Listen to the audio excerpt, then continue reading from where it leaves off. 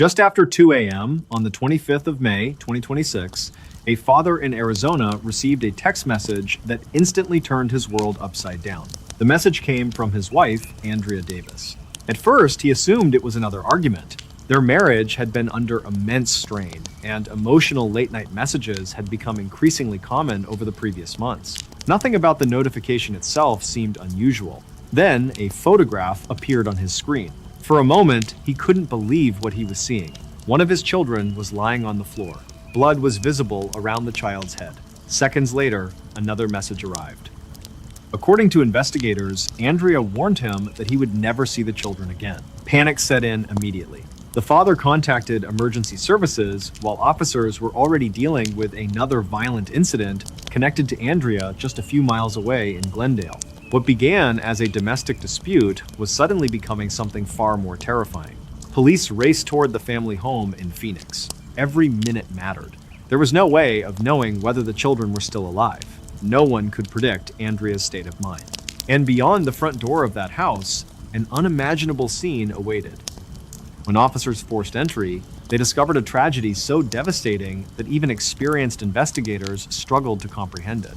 2 children were dead, their mother was dead, and only hours earlier, witnesses said she had been involved in a confrontation outside a sports bar. What happened between those 2 moments?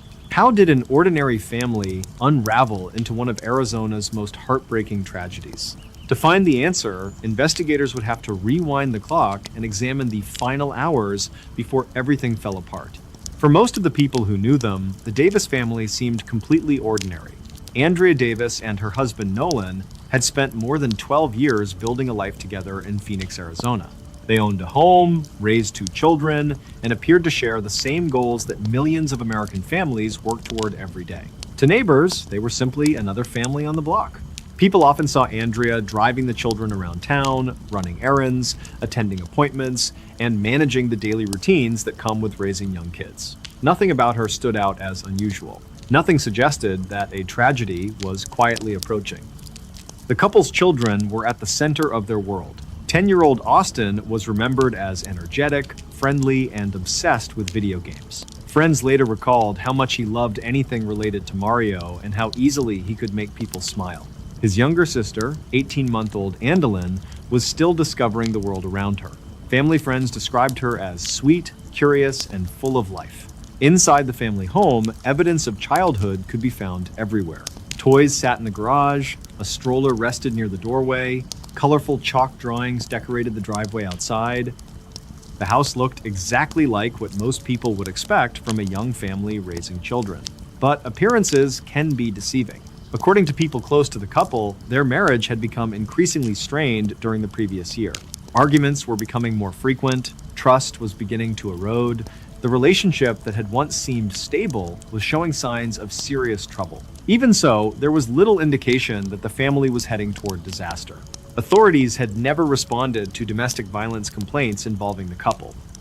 Investigators later found no record of prior incidents, restraining orders, or emergency calls suggesting an immediate threat inside the home. From the outside looking in, life appeared to move forward as it always had, which is why what happened during the early hours of the 25th of May, 2026, would leave an entire community searching for answers. Because before dawn arrived, a family that had once looked perfectly ordinary would become the center of one of Arizona's most heartbreaking tragedies.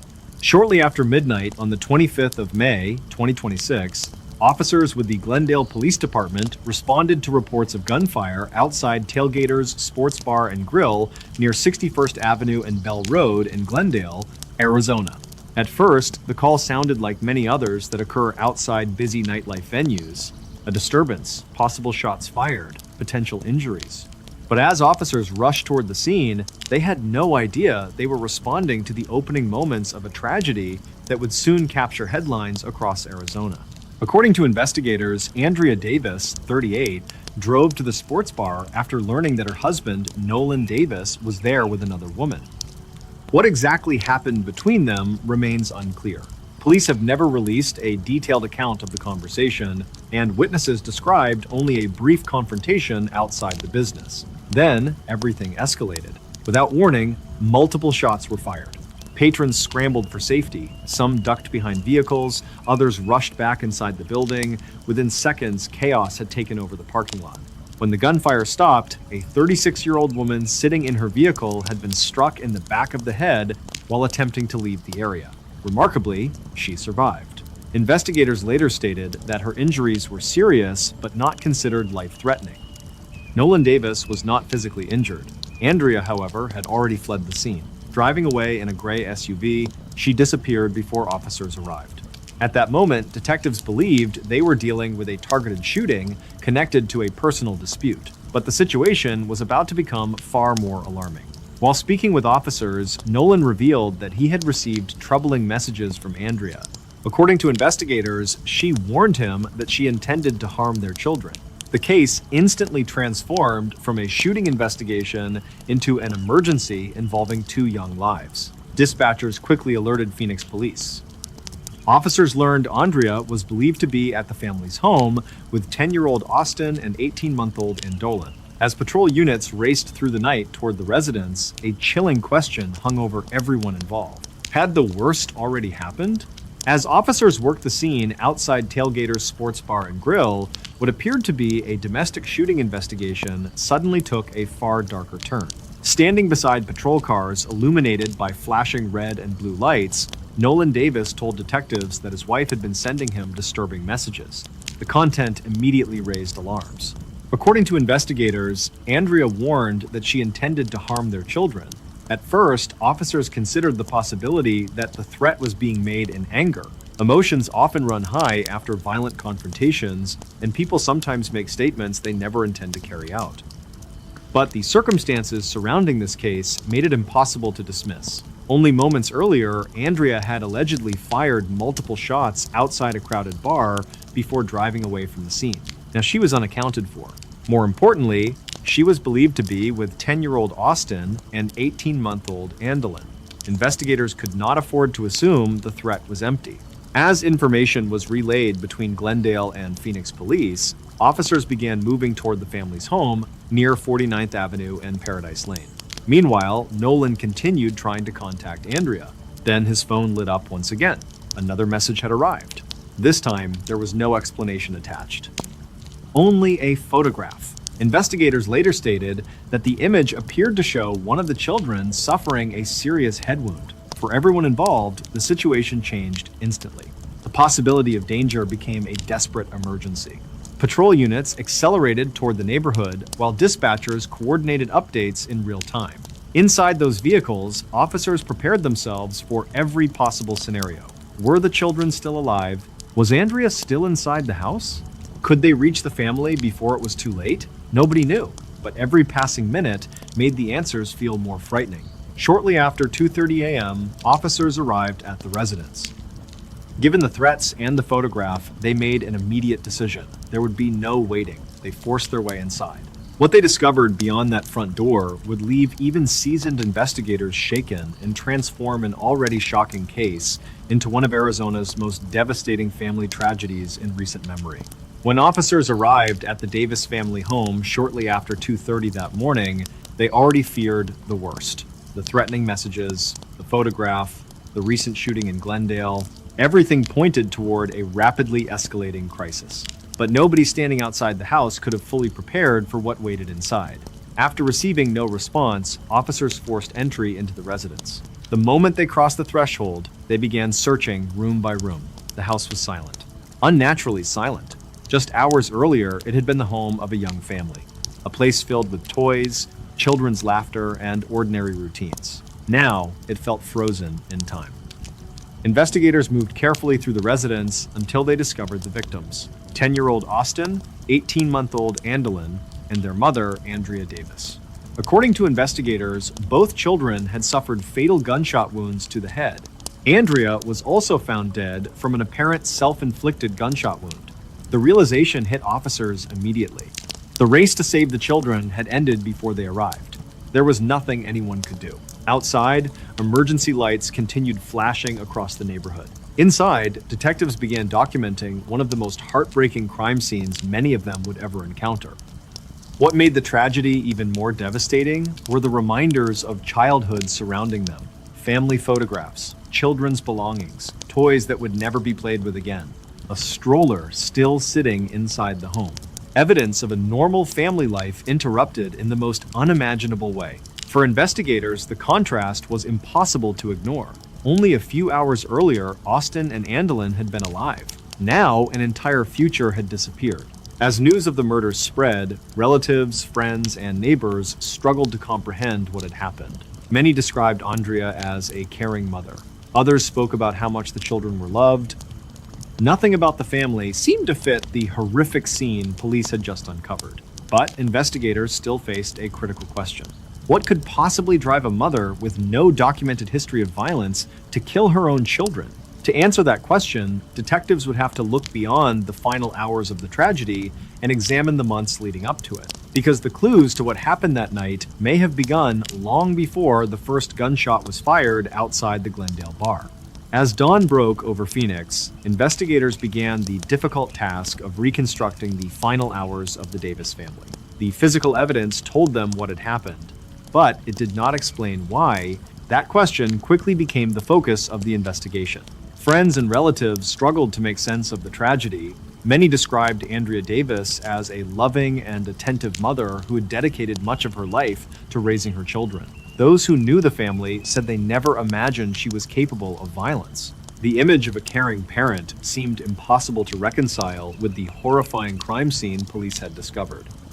As detectives interviewed family members and close friends, a picture of growing emotional turmoil began to emerge. Several people described a marriage that had been under significant strain for months. According to those close to the couple, trust had deteriorated and arguments had become increasingly frequent. One friend claimed Andrea had been deeply affected by the possibility that her marriage was ending. Others suggested she had been struggling emotionally for quite some time. Still, investigators were careful not to jump to conclusions.